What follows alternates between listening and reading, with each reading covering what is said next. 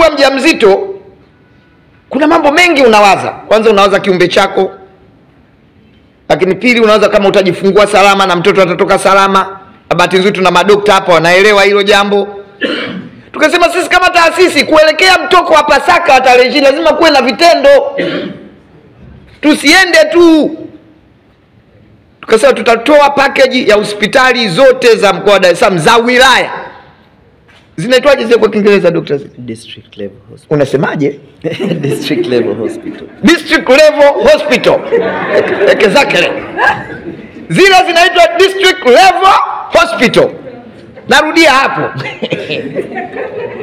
Zinaitwa district level hospital. Tukasema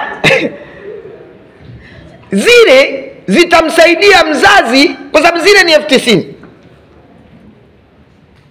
Wengine wanauziwa F90, wengine wanauziwa 45, wengine